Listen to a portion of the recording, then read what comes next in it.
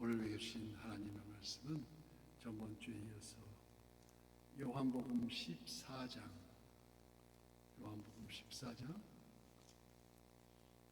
8절에서 14절까지, 요한복음 14장 8절에서 14절까지 교독하고 마지막 전 합독합니다. 빌립이 이르되 주여 아버지를 우리에게 보여주소서, 그리하면 족하겠나이다. 예수께서 이르시되 빌립아, 내가 이렇게 오래 너희와 함께 있으되 내가 나를 알지 못하느냐? 나를 본 자는 아버지를 보았거늘 어찌하여 아버지를 보이라 하느냐? 내가 아버지 안에 거하고 아버지는 내 안에 계신 것을 네가 믿지 아니하느냐? 내가 너희에게 이르는 말은 스스로 하는 것이 아니라 아버지께서 내 안에 계셔서 그의 일을 하시는 것이라. 내가 아버지 안에 거하고 아버지께서 내 안에 계심을 믿으라. 그렇지 못하겠거든 행하는 그 일로 말미암아 나를 믿으라. 내가 진실로 진실로 너희에게 이르노니 나를 믿는 자는 내가 하는 일을 그도 할 것이요 또한 그보다 큰 일도 하리니 이는 내가 아버지께로 감이라. 아이가 내 이름으로 무엇을 구하든지 내가 행하리니 이는 아버지로 하여금 아들로 말미암아 영광을 받으시게 하려 함이라. 다 함께요. 내 이름으로 무엇이든지 내게 구하면 내가 행하리라. 아멘. 오늘도 실시간 선한 유세 기도의 향연 속에 새벽을 깨운 우리 성도님들 모두에게 여호와 샬롬, 지키신 하나님의 평강과 풍성한 은혜를 축복합니다. 계시와 약속, 하나님의 뜻을 알게 하는 그 믿음의 눈을 열어서 알게 하는 계시와 이에 따른 약속, 그 약속을 우리는 언약이라고 합니다. 너희가 나를 알았더라면 내 아버지도 알았으리로다. 즉 예수님을 본 사람은 이 또한 하나님을 본 사람과 같다 하신 이 말씀에 평소 계산적이고 수리적인 빌립이 나섭니다.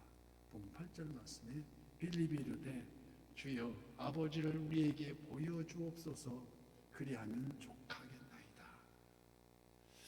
마치 구약시대 모세처럼 시내산 여호와의 목전에서 출애굽기 33장에 나와 있듯이 원하건대 주의 영광을 내게 보이소서.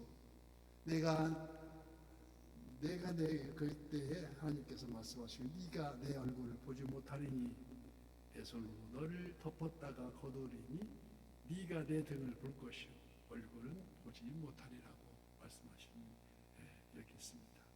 이처럼 이사야 선지자도 성전에서 여호와의 옷자락만 보았고 에스겔 선지자 역시 보좌의 형상만 보았을 뿐인데 오늘 본문에서 빌립은 아버지 하나님을 보여주어야 족하겠다고 주님한테 말씀하고 있습니다. 이를 그동안 예수님께서 예수님을 따라다니면서 첫째 조건이 회개하라, 천국이 가까이 왔느니라는 말씀을 수없이 들었을 텐데 체험적 은혜를 수없이 목격했음에도 아직 실질적인 인식이 부족했더라는 것입니다. 이를 지적하여 히브리서 11장에서는 믿음은 바라는 것들의 실상이요 보이지 않는 것들의 증거라고 하였습니다. 이를 직역하면 믿음은 눈으로 보여지는 인식의 세계를 초월한다는 것입니다. 물론 보혜사 성령님 도우셔서 영안이 열리고 올바른 인식이 이르겠지만 황금만능주의 향락주의가 거세게 몰아치는 이 세파 속에 고린도전서 12장 3절 또 성령으로 의하지 아니하고 누구든지 예수를 주라 시인할 수 없느니라고 말합니다.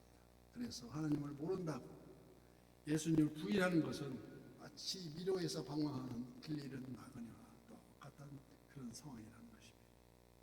인생 열차 달려가는 열차가 지금 어디로 가는 건지를 전혀 알지 못하는 방랑자와 같은 신세가 되는 것입니다. 이에 오늘 본문 9절 말씀에 예수께서 이르시되 빌립아, 내가 이렇게 오래 너희와 함께 있으되 네가 나를 알지 못하느냐? 나를 본 자는 아버지를 보았거늘 어찌하여 아버지를 보이라 하느냐. 참으로 안타깝고 섭섭하다는 말씀입니다. 내가 이렇게 오래 너희와 함께 있었으되 제자가 스승을 알지 못하고 양이 목자를 알지 못하니 오늘 또 수많은 이단들 몰몬교, 안식일, 통일교, 여호와의 증인, 주원파, 신천지 등등등 예수님을 바로 알지 못하고 도리어 파멸의 길로 유혹하고 있는 혈혹하는 세대입니다. 그런 자들이 무지개 많습니다. 나를 본 자는 아버지를 보았거늘 어찌하여 아버지를 보이라 하느냐. 주님 말씀하시면서 예수님이 직접 인간의 몸을 입으시고 성육신하여서 아버지 하나님을 계시하고 있다는 것입니다. 그래서 요한복음 1장을 시작하면서 태초에 말씀이 계십니다. 이 말씀은 하나님과 함께 계셨으니 이 말씀은 곧 하나님이시라.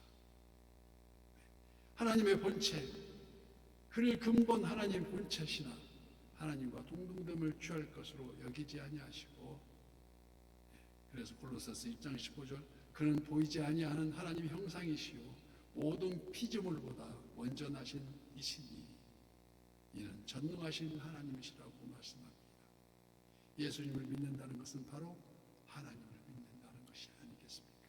그러므로 오늘 본문 10절 말씀, 내가 아버지 안에 거하고 아버지는 내 안에 계신 것을 네가 믿지 아니하느냐. 내가 너희에게 이르는 이 말은 스스로 하는 것이 아니라 아버지께서 내 안에 계셔서 그의 일을 하시려는 것이라 말씀하시면서 이 말씀에서 우리는 두 가지의 뜻을 살펴볼 수가 있습니다. 어떤 것입니까? 첫째가 예수님과 하나님은 일체이시다. 두 번째가 아버지께서 내 안에 계셔서 그 일을 하시는 것이다. 그래서 예수님과 하나님은 일체이시기 때문에 내가 아버지 안에 거할 수 있고 아버지는 내 안에 계신다는 것입니다. 어떻게 해요? 성령으로. 성령으로 의하지 아니하고 예수를 주라 시인할 수 없다는 말이 그래서 그렇습니다. 참고로 여호와의 증인은 삼위일체를 부인합니다. 성부 하나님이 계시고 성자 예수님이 계시고 성령님이 계시는데 계급순으로 제일 높은 분이 여호와 하나님이시고 그 다음에 예수님이고 세 번째가 성령이라고 비슷하게 보이지만 이론이 끝은 전혀 다른, 그래서 다르니 끝당, 그래서 이단이라고 합니다. 그래서 저들은 심판이라고 하지 않고 천지 계획이라고 합니다. 그래서 또 오래된 증상교도 동양난의 근본을 이루고 있는 증산교도 똑같은 말을 합니다. 그래서 아버지께서 내 안에 계셔서 그 일을 하신다는 것은 즉 하나님께서 예수 그리스도 안에서 하나님의 일을 행하신다는 뜻인데, 하나님은 성육신에 예수 그리스도에게 말씀하시고 또 일하시고 하나님의 모든 뜻을 나타내신다는 말씀입니다. 또한 오늘 본문 11절 말씀에 내가 아버지 안에 거하고 아버지께서 내 안에 계심을 믿으라. 그렇지 못하겠거든 행하는 그 일로 말미암아 나를 믿으라고 말씀하십니다. 이는 직접 가르치시는 제자들조차 예수님이 바로 하나님의 계시로 인한 존재이요 구체적인 하나님 본체이심을 전혀 인식하지 못한다면 차라리 내가 행하는 그 일로 인하여 하나님과 일체이심을 믿으라는 것입니다. 당시 돌로 치려하던 유대인들을 향해서 요한복음 10장 38절 말씀, 내가 행하거든 나를 믿지 아니할지라도 그 일을 믿으라고 말씀. 그러면 너희가 아버지께서 내 안에 계시고 내가 아버지 안에 있음을 깨달아 알리라고 진짜 우리 주님은 말씀하고 계셨던 것입니다. 오늘 본문에 전체적으로 두 가지 언약을 말씀하고 계시지 않습니까? 첫째 언약은 내가 하는 일을 그도 할 것이라 말씀하시면서, 그래서 첫째가 내가 하는 일을 그도 할 것이라 말씀하시면 12절 말씀에 내가 진실로 너에게 이르노니 나를 믿는 자는 내가 하는 일을 그도 할 것이요 또한 그보다 큰 일도 하리니 이는 내가 아버지로 감이라. 물론 여기에 중요한 전제 조건이 있습니다.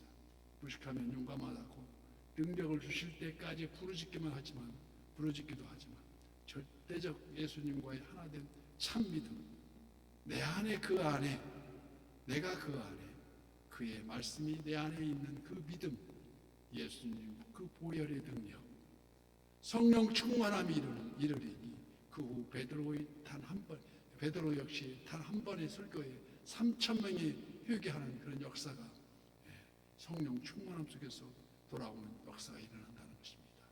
그래서 13절 말씀, 너희가 내 이름으로 무엇을 구하든지 내가 행하리니 이는 아버지로 하여금 아들로 말미암아 영광을 받으시게 하려 함이라. 내 이름으로 무엇이든지 내게 구하면 내가 행하리라. 이와 같이 두 번째 약속은 바로 기도의 응답입니다.